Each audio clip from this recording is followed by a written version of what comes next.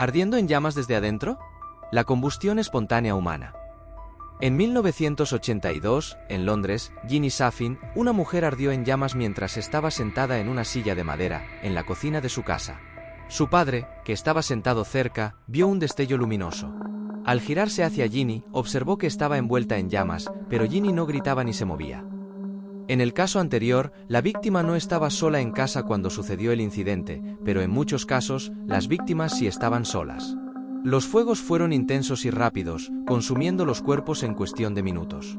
Los alrededores de las víctimas mostraron pocos o ningún signo de daño por fuego, lo que desafía las explicaciones convencionales. Las investigaciones no pudieron determinar una fuente clara de ignición en ninguno de los casos.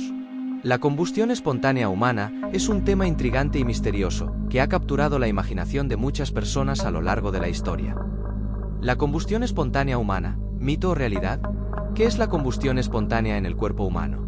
La combustión espontánea humana se refiere al concepto pseudocientífico de que un cuerpo humano vivo puede arder sin una fuente externa aparente de ignición. En algunos de estos casos, el cuerpo se reduce a cenizas casi en su totalidad. ¿Pero cómo se produce? Aunque existen diversas hipótesis, el consenso científico actual sugiere que los supuestos fenómenos involucran fuentes externas de ignición que han sido pasadas por alto. Además, se ha observado el efecto mecha. La ropa o algún tipo de tela que cubre un cuerpo comienza a arder lentamente debido a una chispa o llama tenue. Mientras la tela arde, la grasa corporal se derrite y es absorbida por la misma ropa carbonizada, actuando como la mecha de una vela. Esto produce una llama suave y estable, que puede arder durante horas y carbonizar las partes del cuerpo en contacto con la tela sin afectar el resto del cuerpo. ¿Cuántos casos hay de combustión espontánea humana? A lo largo de los últimos 300 años, se han registrado alrededor de 200 informes en todo el mundo.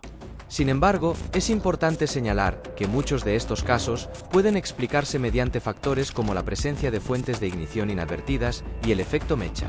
La verdadera incidencia de combustión espontánea humana, como fenómeno inexplicable, es extremadamente rara. Aunque ha sido objeto de especulación y leyendas, la evidencia científica sugiere que no es un fenómeno genuinamente espontáneo. En lugar de ser un misterio sobrenatural, la mayoría de los casos pueden explicarse mediante procesos físicos y químicos conocidos. Por lo tanto, la combustión espontánea humana se considera más un mito que una realidad científica. La idea de que alguien pueda arder sin causa aparente es intrigante y existen algunas teorías alternativas sobre este fenómeno tan extraño. Teoría de la descomposición bacteriana. Según esta teoría, la descomposición bacteriana en el cuerpo podría generar suficiente calor para encender la grasa corporal. Sin embargo, esto no explica el porqué, solo algunas personas la experimentan.